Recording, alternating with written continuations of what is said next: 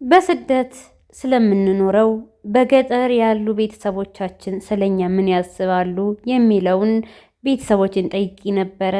እስኪ ይህንን ቪዲዮ እስከ መጨረሻው ተመልከቱት። ሰላም ጤና ይስጥልን ውድና የተከበራችሁ የገኒቲዮ የዩቲዩብ ቻናል ቤተሰቦች ሰላማችሁ በያላችሁበት የምድር ጥግ ብዝት ሙልት ትርፍ ይበልኝ። ይህንን ቪዲዮ እስከ መጨረሻው ብትሰሙት ታተርፉበታላችሁ። በተለይ በገጠር የሚኖሩ ኢትዮጵያውያን ምን እንደሚያስቡ። ቤትሽ የተደራጀ ቤት ነው እንየው። ፈጣሪያችንን እያመሰገነ እንጠቀም። እኛም እድሜ ይስጠን፣ ተርፎ ለሚቀረው እድሜ ጌታ አይንፈገን ለሁላችንም። አሜን። በመላው ዓለም የሚኖሩ ብዙ ተመልካቾች ማለት ነው የሚመለከታችሁ እናንተ አሁን በጋብቻ ብዙ አሁን የኛ ዘመን ትውልድ የኛ ዘመን ወጣት በትዳር በጣም አንቆይም ማለት ይቻላል። አገቡ ወጡ የሚል ያህል ነውና እናንተ ደግሞ ብዙ አመት ኖራችኋል። እኛም ብዙ እህቶች ወንድሞቼ ሁሉ ወላልዳችኋል ማለት ነው። ያው በገጠር ኑሮም ቢሆን መጀመሪያ ስትተዋወቁ እንድታወቃችሁ መቼ እስኪ እናንተ ትንሽ አካፍሉ። እስኪ ተመልካቾች ይዘናል አድርጋችሁ እኛ ስንገናኝ እንግዲህ በትሮ እኔም የ22 አመት ጎልማሳ ነበርሁኝ። እሷም የ16 አመት እንደዚሁ ልጅ ነበረች። ያው ተገናኘነ። የመጀመሪያ ልጃችንን ያው አንቺን ገነት ፈጠርነ ማለት ነው። ወደፊት ትወልዳላችሁ እንደሰታለን፣ ትወልዱልናላችሁ እንደሰታለን ብለን እየጠበቅናችሁ ስለሆነ ያው ነው ዘመን ያደርሰልኝ ይላል። አሜን። እኛ አዝሯ በልጅነት ያው ስንገናኝ ያው እንጨት ሰበራ እየሄድኩኝ እያለ አሁን አየኝ ፍቃይቼ እኔ ባለቤት ናት ብሎ እናት አባቴን ያው ለምኖ እንደዚህ አይነት አባት እንደዚህ አይነት ባል ሆኑ ብለህ ምን ትመክራለህ? እሺ እኔ ለወንዶች እኔ ልጆችን የምመክረው ወንዶችን እመክራለሁና ሴቶች ጀምሮ ዞሮ እንግዲህ ሰው ደህና ባል ዞሮ ያስታውቃል። በአእምሮ በትዕግስቱ በጸባዩ ስለሚያስታውቅ ያን መጀመሪያ በመተዋወቅ ያው ሁኔታውን መራምረህ ማግባት ነው መጋባት ነው። ከዚያ በኋላ ግን ሴቷ በቤቷ ውስጥ ያለውን ነገሮች በጥሩ ሁኔታ እየከሰበች እውቅና ወስዳ መከሰብ፣ ወንዱም ደግሞ እኔም ደግሞ አሁን ዞሮ እንዴት ነው በድሮ የሚሰራውን ስራ ማረስ፣ ማንደፋረስ፣ ያው ማምረት እንደዚህ እያደረጉኝ እየተጠቀምን እንኖራለን። ለሚመለከቱት ምን ትሏቸዋላችሁ? ምን በተለይ ደግሞ በስደት አሁን እኔ በስደት ዓለም ወጥቼ እናንተ የነበራችሁበት ናፍቆት ነበረ። እኔ በስደት ስኖር እናንተ እየነበረባችሁ ናፍቆት አለ፣ ብዙ ነገር አለ። እኛም በስደት ስንኖር ምናፍቅ እህቶች አሉና ለሚናፍቁ እህት ወንድሞቼ ለነሱ መተው እንደዚህ ከቤተሰቦቻቸው ጋር መገናኘት መደባየቅን እንዲሰጣቸው በመጀመሪያ ለነሱ መልካም ምኞቴ ነው። ሲቀጥል ደግሞ እናንተ በስደት ያሉትን አሁን ብዙ ሰዎች በተለይ በእኛ ሀገር ከሌ ልጁ ጅዳ ሄዷል፣ ከሌ ልጁ እንጂ ብሏል፣ ከሌ እዛ ልጁ ጅዳ ነው ሲባል እኛ ብዙ የምናፈራ ብዙ እንጂ በቃ ሀገር ምድሩን ሸልመን የምናስቀምጥ ነው የሚመስላችሁና እኛ በሰው ቤት በሰው ፊት የሰው ሽንት ቤት አጥበን ብዙ ነገር እንደምናይ እናውቀዋለን። እና እናንተ ምን ትሉ ነበረ? አሁን ለምሳሌ አንተን የሲሳይ ልጅ እኮ እዚህ ጅዳ ናት ሲባል ብዙ ነገር ልትባሉ ትችላላችሁ። እናንተ ባልተጠቀማችሁ ሊወራል ይችላል። እና እኔም በእርግጥ እንደመሰለኝ ለራሴ ነው ቤትም ስሰራ ለራሴ ብዙ ነገር ስለኖርኩት ለራሴ ነው በአብዛኛው። ግን እናንተ የሚሰጣችሁ ስምን ነበረ? ብር እንደቅጠል ሽንጥጥ ምን አደረግላ የሚመስለው ሰው አለና እንዴት እናንተ ምን ትሉ ነበረ? እንደዛ ነው የሚመስላችሁ? እናንተ ታይቱም እንደዛ ነው የሚመስለው? እኛ ዙሮ ያው እንደዚህ ይንገላታሉ አይመስለንም። እኛ ሰርተው ያገኛሉ፣ በጉልበታቸው ሰርተው እያገኙ ነው። ያው የውጭ ሀገር የሀብታም ሀገር ነው በሚል ሰርተው ያገኛሉ፣ ብዙ ብር ያገኛሉ የሚል ይሄን እያሰብን ነው። እንግዲህ እኛ የውጭ የሰውን ሀገር ችግር አናውቀውም። የውጭን ችግር ስለማናውቀው በሀገራችን ያው ሁሉም ሰው እየሰራ እንደዚህ መኪናዎች ምናምን ሲገዙ መንሸራሸሪያ ወፍጮ ሲተክሉ ይሄን እያየን እኛ ያው ደህና ነዋሪ ነው የምንመስለው። አሁን አንተ እንዳልከው ብር እንደቅጠሽ እንትን ምን አደረግላ የሚመስለው ሰው አለ።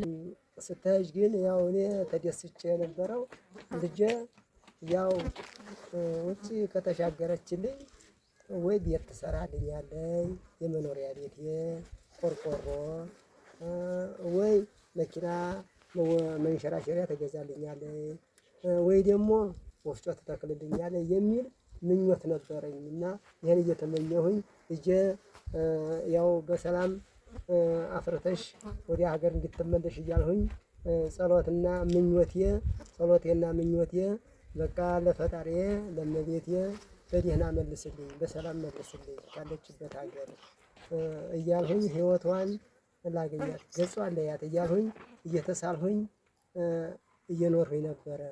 አሁን ግን በሰላም በደስታ ወደ ሀገር ተመልሰሽልኝ ሰፊ ደስታ ይዞኛል።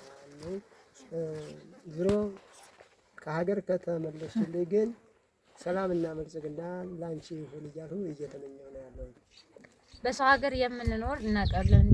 ግን ያው እዚህ ያለ ሰው ግን ያው ልክ ቤተሰቦቼ እንዳሉ ብር ከቅጠል እንደ ቅጠል የሚሸመተር ማለት ሰርተን ብዙ ብር የምናገኝ ነው የሚመስላቸውና እንደዚህ በጣም ብዙ በስደት ያላችሁ እንግዲህ በተለይ ደግሞ አንዱ አዩ በለጠኝ የሚባል ነገር አለ አይደለ? ለአንዱ የሆነ ማለት እዛ ጋር ተከፍቶም ይሁን ተቸግሮም ይሁን እኮ ያ ሰው እኮ የውስጡን እኮ የሚያውቀው ውስጡ ብቻ ነው። ግን እዚህ ላለ ሰው የሆነ ነገር ሲያደርግ ከሌኮ ለከሌ እንዲያደረገ ከሌ እንደዚህ ያደረገ እዛ ጋር ግን ያለ ሰው ግን እድሜውን ጊዜውን ከማህበራዊ ኑሮ አሁን ለምሳሌ እዚህ ያለ ሰው ማህበራዊ ኑሮ እየኖረ ነው አንድ ሰው ነገር ግን እዛ ያለው መስዋዕት የሚያደርገው ጊዜ አለ፣ እድሜው አለ፣ አግብቶ እንዳይወልድ ማህበራዊ ኑሮ ከቤተሰቡ ከሀገሩ ርቆ ነው የሚኖረው። ዘመድ ወገን ይናፍቀዋል፣ መገናኘት አይችልም።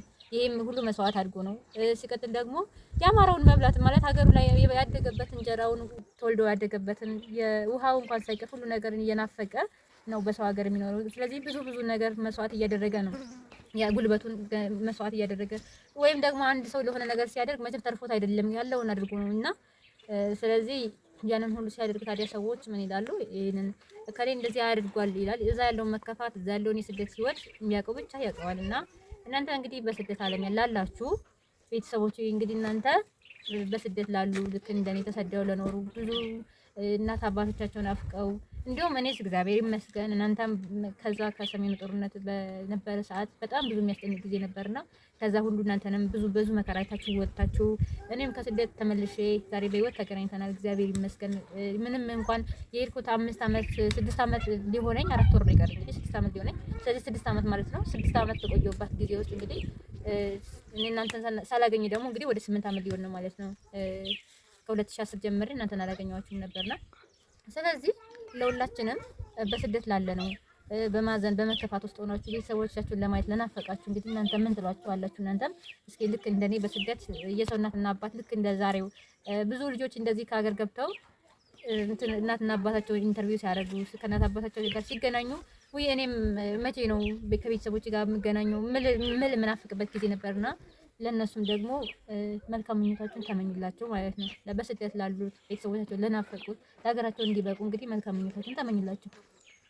እሺ እኛ የምንመኝላቸው ያው እንግዲህ በሄዱበት ሀገር ሰርተው አፍርተው መኖሪያ ቤታቸውን ሰርተው እንዲመለሱ ሰላም ሆነው እንዲኖሩ ያው ሴትም ሆነ ወንድ ወልደው ከብደው እንዲኖሩ ትዳር መስርተው ልጅ እንዲያሳድጉ እንመኝላቸዋለን። ዞሮ በዚህ ያው ጸሎት እናደርግላቸዋለን፣ እንመኝላቸዋለን። እኛ ፈቃድ ነው ሀገራቸው ተመልሰው በሰላም እንዲገቡ ይህን እንመኝላቸዋለን። እናቴ ሳንስ መስኪ ምን ትያቸዋለሽ? ልጄ እያልሽ ስትናፍቂ እንደነበረው ደግሞ እናቴ አባቴ እያሉ በውጭ ሆነው የሚኖሩ አሉ የሚናፍቁ እና ለነሱ ምን ትያቸዋለሽ? እንግዲህ ለሀገር እንዲበቁ ለሀገራቸው ለዘመዶቻቸው ለአባት ለእናታቸው ለመገናኘት ያውቃቸው። አሜን። አፍርተው ደስ ብሏቸው ገንዘባቸውን ይዘው መጥተው ያሰቡትን ለማሟላት ያውቃቸው። አሜን። ሁሉን ነገር ያው ያቀዱት ይሟላላቸው። የናፈቁትን እናት አባታቸውን ለመገናኘት ያውቃቸው። ይሄን እንመኝላቸዋለን። እሺ። እና ውድ ተመልካቾቼ እንግዲህ እስካሁን እንዳያችሁት እየፈሩም እየተቡም ይሄንን የመሰለ ንግግር አድርገዋል።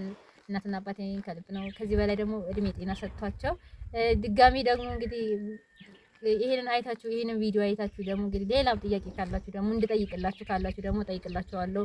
ጠይቁኝ በሀሳብ ኮሜንት። ይሄን ታዲያ ቻናሌን ላይክ ሼር እያደረጋችሁ እንግዲህ ገጠር ሆኜ ነው የምሰራላችሁ ይሄንን ቪዲዮ። በስደት ዓለም ሆነን እናውቀዋለን። የማዳምን ትሪ እያንኳኳን ብርጭቆ እያጋጭ ነበረ ቪዲዮ እየሰራን እስካሁን ቻናሉን እዚህ ደረጃ ያደረስ ነው። ዛሬ ደግሞ እንግዲህ ክፍለ ሀገር ላይ ስንገባ ደግሞ ኢንተርኔት ያስቸግራል፣ ባትሪ ያስቸግራል። ደግሞ ይህንን ደግሞ ሌላኛው ፈተና ነው። ስለዚህ ይህንን በዚህ ሁኔታ ውስጥ ሆኜ ቻናሌን ሰብስክራይብ ያደረጋችሁ 4000 ያስገብታችሁኛል። ለወደፊት ደግሞ 10000 እንደምታስገቡኝ ጥርጥር የለኝም። ከልብ አመሰግናለሁ። አክባሪ ይስጥልኝ። እነሱም ያሰቡት ይሞላላቸው። በቃ ልጅን በቁም ነገር በተግባር ተቆጣጥረው ተደስተው ስለተቆጣጠሩልኝ ስለተከባከቡልኝ በጣም አመሰግናለሁ። እሺ ያው እኔም ለመሰግናቸው ኑሮ ሰው ሀገር ሄደሽ እንኳን ወገን አላጣሽ፣ ባልንጀራ አላጣሽ። የተባረኩ ባልንጀሮይ አጋጥሞሻል። እነሱንም እግዚአብሔር እንዲሆኑ የተባረከ ጓደኛ ያጋጥማቸው። ሰርተው ወደ ሀገራቸው ለመግባት ያብቃቸው። ምኞታቸውን ከፍ ከፍ ያድርግላቸው። የተመኙትን ሁሉ እግዚአብሔር ያሟላላቸው። እግዚአብሔር ሲል አያጣምና ይሞላዋን የተርፈዋን ይደላዋን እሱ አደራውን ሀጸና መሬት ያቆማቸው፣ እንደ ብረት ያጽናቸው። በሰላም ከሀገራቸው ገብተው እንደው ተደስተው ይኖሩ። አንቺም ልጅም ያው እንግዲህ የተባረከውን ኑሮ ይስጥሽ፣ የተባረከ ባል ያጋጥምሽ፣ የተባረከ ልጅ ውለጅ፣ የተቀደሰ ልጅ ውለጅ፣ እንደው ሀገር የሚገዛ የሀገር ሹም የሚሆን ልጅ ውለጅ። የተባረከ እና እድሜና ጤና ሀብትና እንጀራ ይስጥሽ።